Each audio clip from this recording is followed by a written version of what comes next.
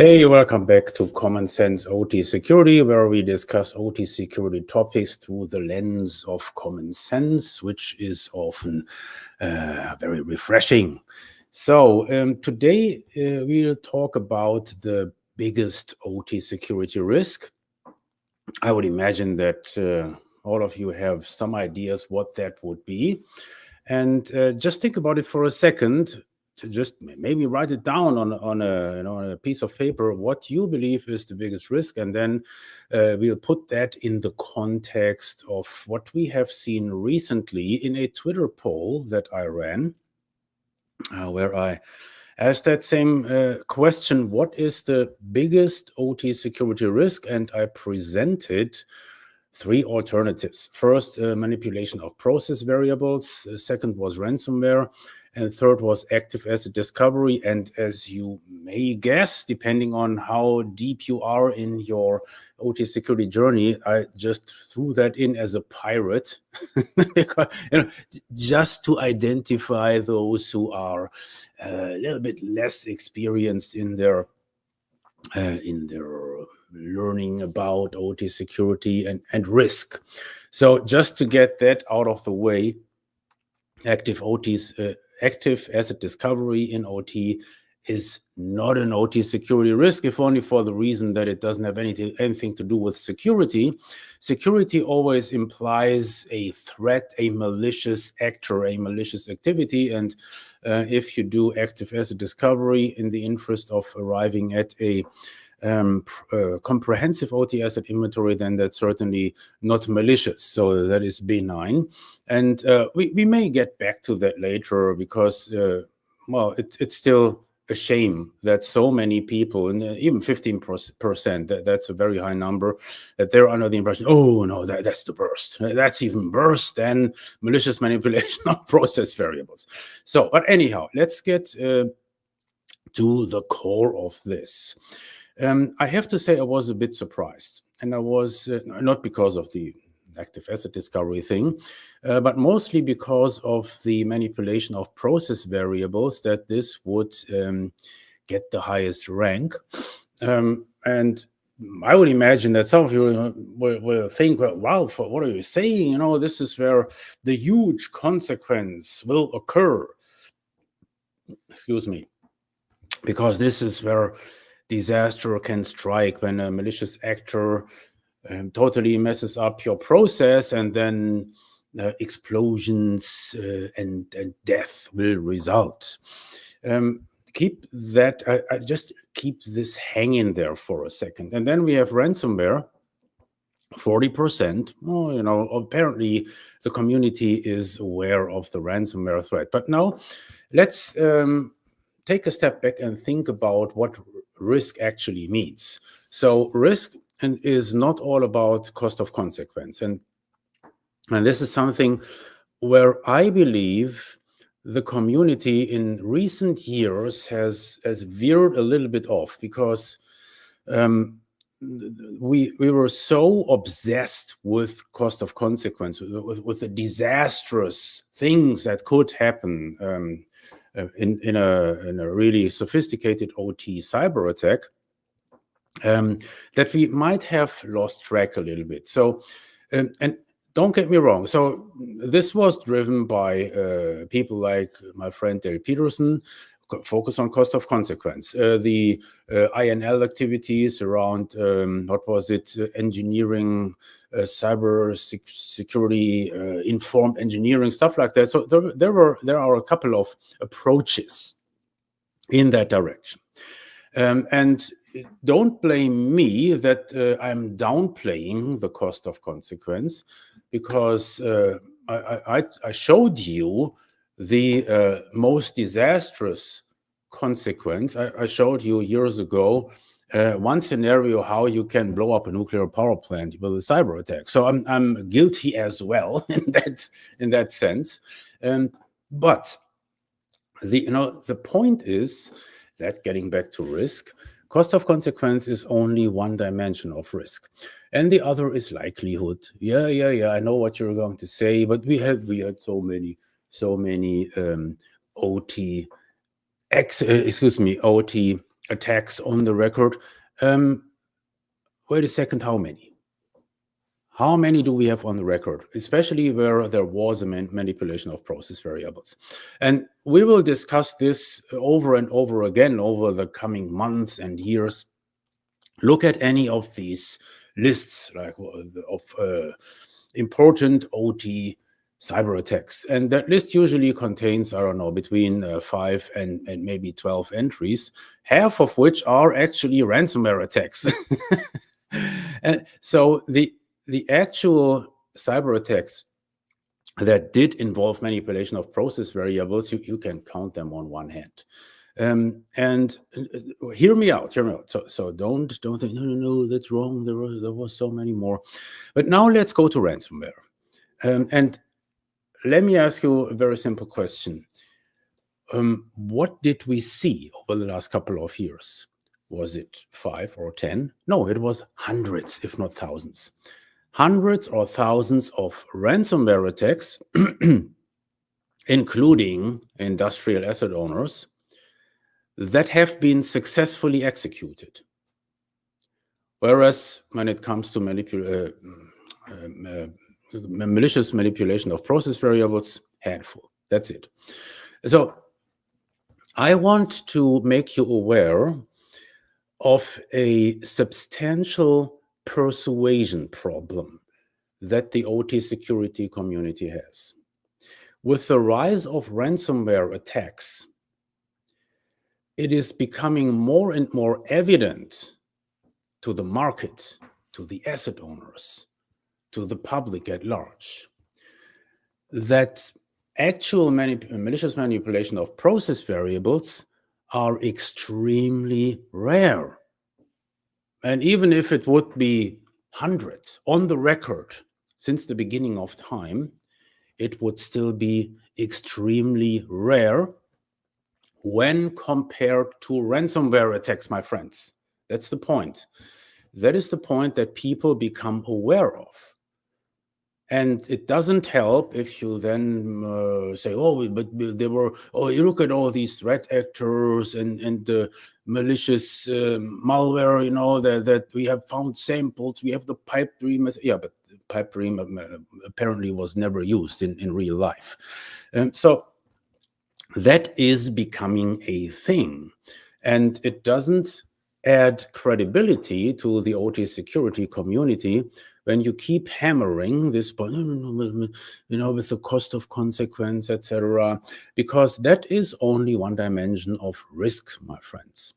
And the other thing, when you want to put likelihood in perspective, so let's just assume you're one of the proponents that says, no, but I tell you, it's going to come. So the risk is very high. We didn't see that a lot in the past, but it's going to come. It's not a question of if, but when. Okay, let's talk about when. When will we see a sophisticated cyber-physical attack against critical infrastructure?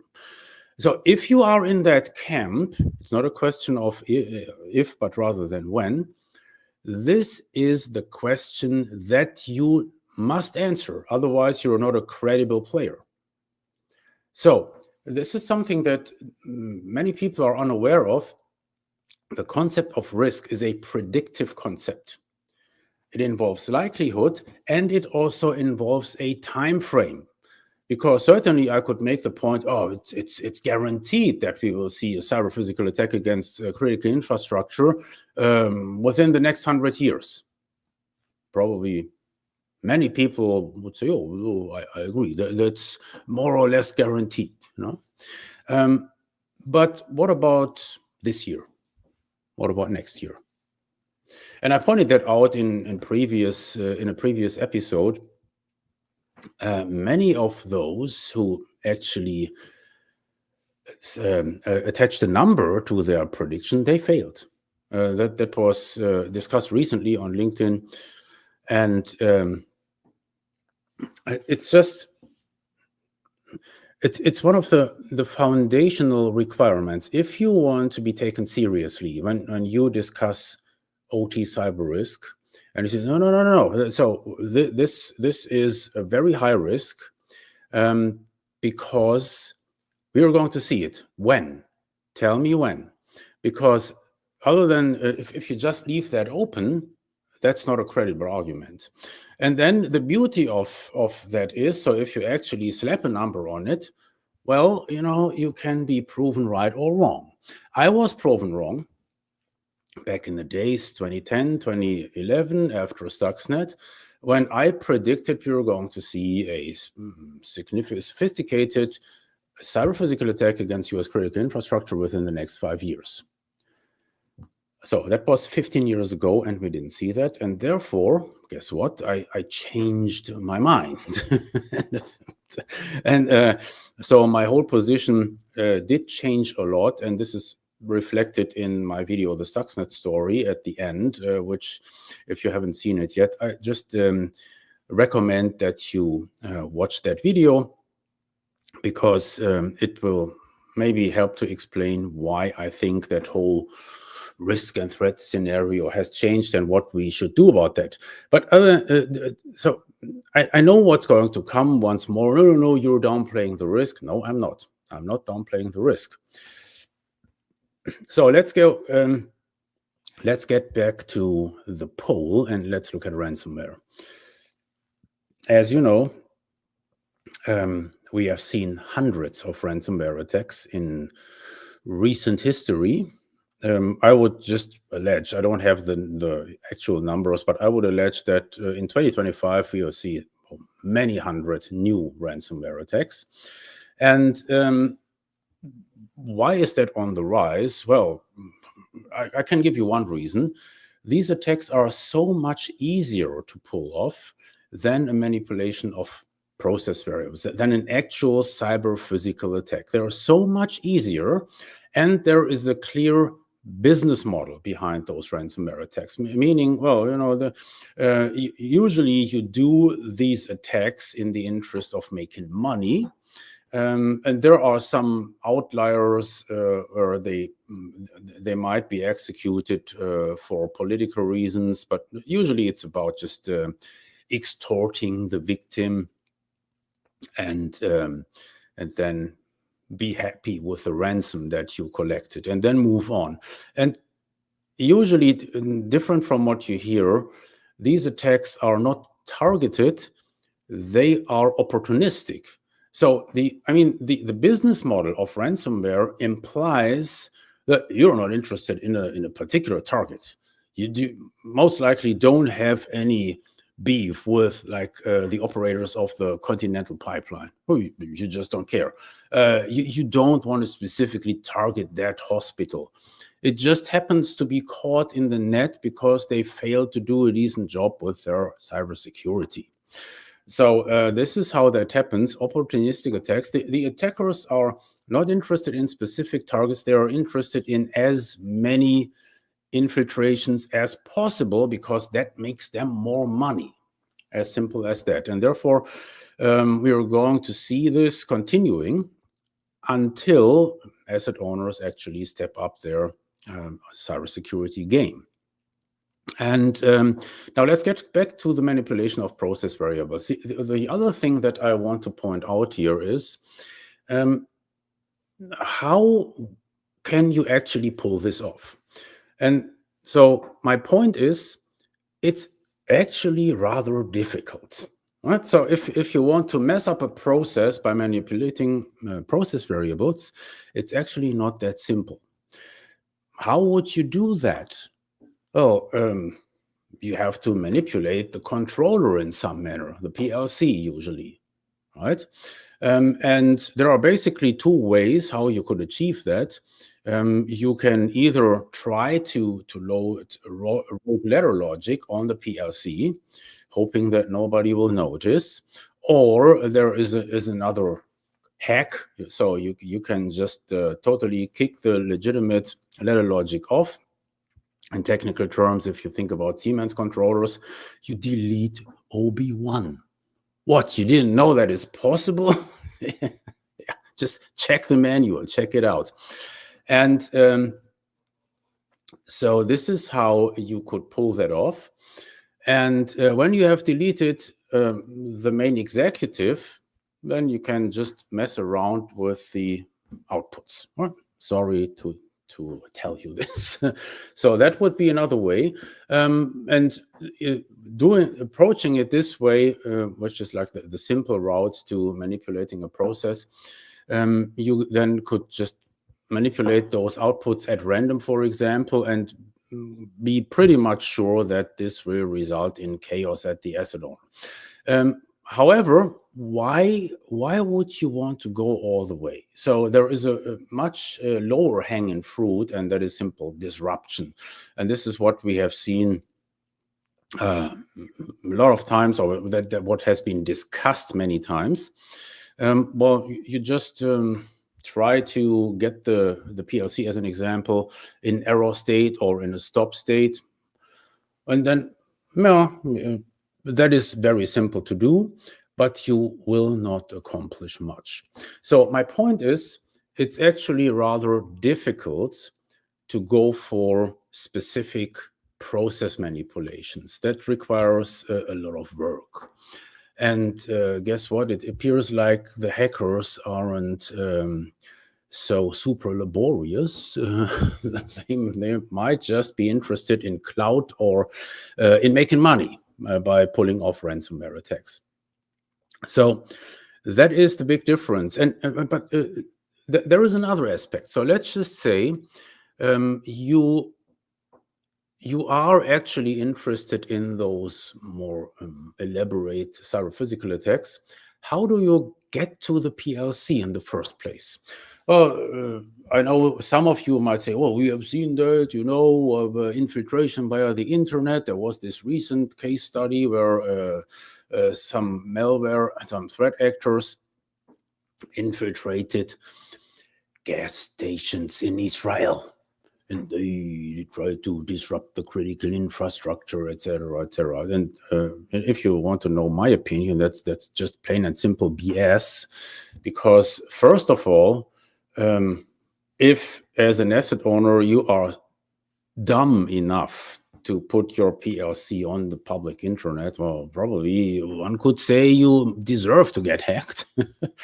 and second, that at best that was a nuisance attack, because if that particular gas station is hacked, is disrupted, and it certainly was not like, oh, we just changed the price, right? So those Israelis, these Jews now have to pay double. No, that's not what they had in mind. It was just about shutting the gas station down. And what are you going to do? Well, you just drive to the gas station around the corner. I mean, there are 1,200 gas stations in Israel, so it's not that difficult to find one that was not hacked, because their operators were not as stupid to put their PLC on the internet. So let's put that aside.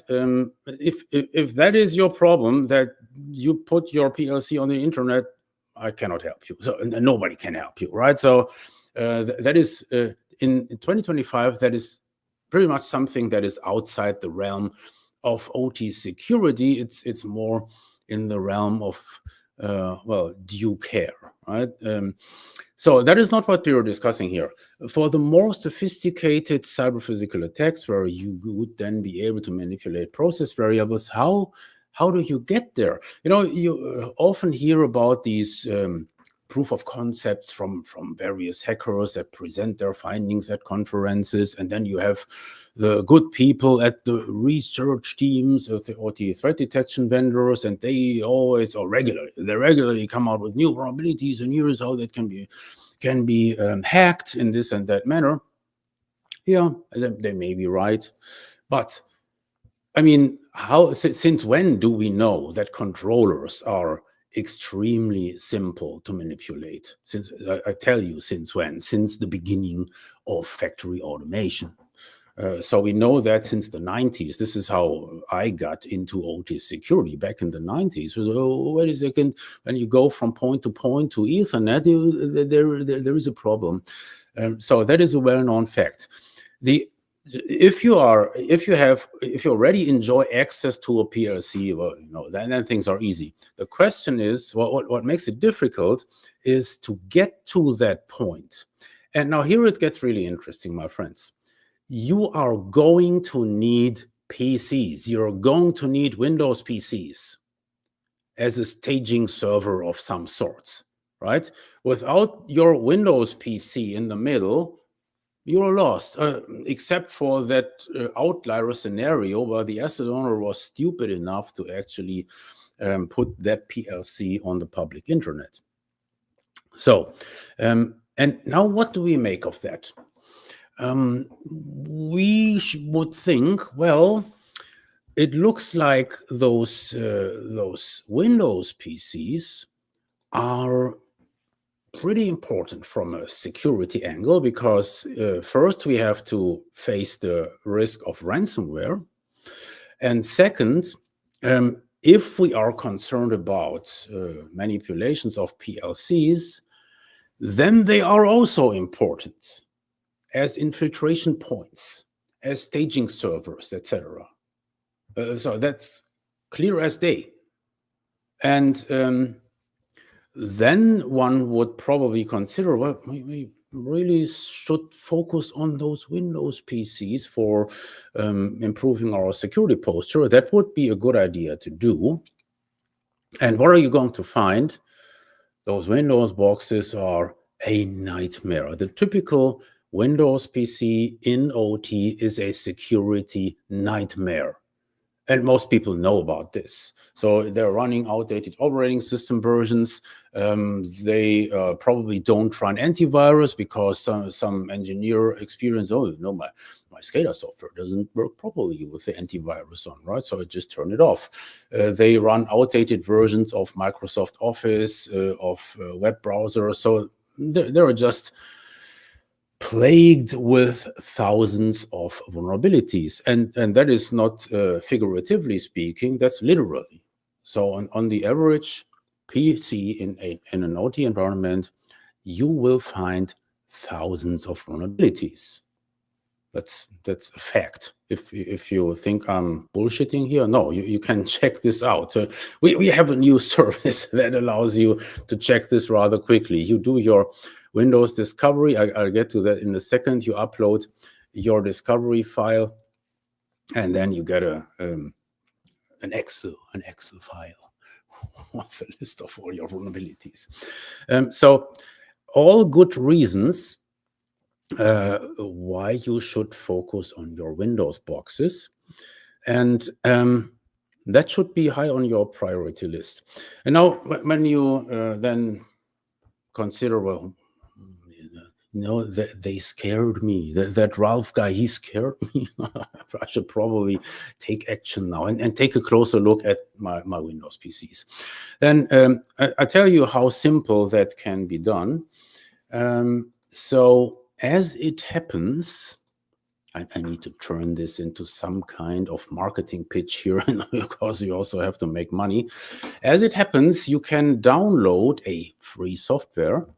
If you go to our webpage, langner.com, and click on download, download OT-based discovery, and there you will find the discovery agent for Windows that you can download for free. You don't have to put in your email address, your phone number. We will not spam you to death, etc.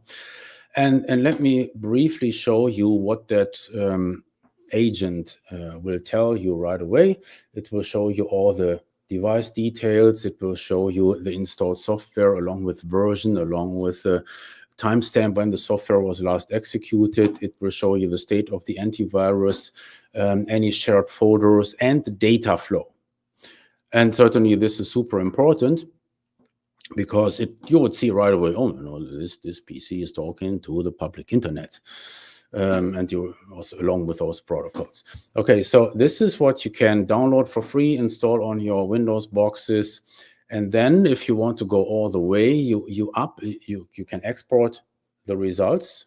Just pro and export, right? Like so. Click on that button here. This will result in an encrypted file that you can upload to us, and then you will get an Excel table in return with all those informations about installed software and vulnerabilities. How cool is that? And certainly some people have an issue with agents because they might run into trouble with their esteemed automation vendors. We know about that. Therefore, you can also get it as a non-agent version. This is this one here, Mobile Discovery.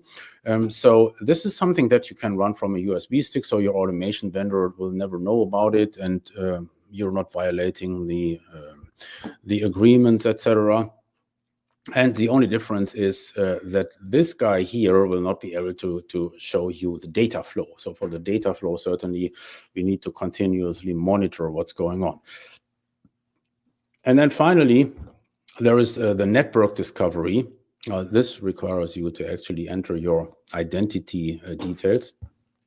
And the network discovery, that is that very dangerous, risky, active discovery that so many people are afraid of. And I'm just showing you this, or there's also something that you can download for free, because if you are one of those who are so scared and think it's the biggest security risk, people, then really it's not. Check it out. You can check it out in your test environment. You will see, it works just fine. I was fooled. I was fooled so many years by people with an agenda who told me, no, that's so dangerous. People who always try to make you think of Nmap and Nessus when it comes to active discovery. That's total BS. Guys, it's 2025. We are way past that, okay? So if you want to do a really solid vulnerability management and identify your risk, then there's no way around active discovery. It's as simple as that, and you don't have to be afraid of it. It's different from let's go back there. Different from what 15% of the population. So in this case, 226 voters. Different from what 15% think. No, it's not the biggest OT security risk. It is not an OT security risk at all. Okay, enough with the marketing pitch here. So let's try to wrap that up. We have to, I will start differently. Do we want to make progress in OT security? Yes, we want to make progress. Are we unhappy with the progress that we have achieved over the last couple of years? Yes, we are unhappy with that progress. And I tell you my opinion. My opinion is that it has a lot to do with those dumb threat scenarios, with the fear-mongering, with the scare tactics, etc., that were always pointing to the worst possible consequence. And as I have shown you earlier, I'm guilty of that as well. I can only, as a justification, claim, well, that was 15 years ago. And today I have just accepted reality. And I tell you what, I'm happy with that reality. I'm very happy that we didn't see Stuxnet copycat attacks as an example. I was pretty damn sure that we would see them, but they didn't happen, and I like that. And the new reality is that we are seeing this huge increase in ransomware attacks. And certainly OT environments are a target-rich environment for this type of attack. And so my bottom line is, what actually matters at the end of the day is how you protect against these attacks. Everything else is irrelevant. You're getting paid as an OT security professional for protecting against these type of attacks. And now here is the kicker. No matter if you believe ransomware is the biggest security risk or manipulation of process variables, it doesn't matter. Your Windows boxes are very high in your priority list of what you need to protect. That's the bottom line. No matter how you turn it around and how you view at it. And for that reason, just do a very thorough examination of those boxes and make them more secure. Thank you very much for your attention. We will see each other again in a week.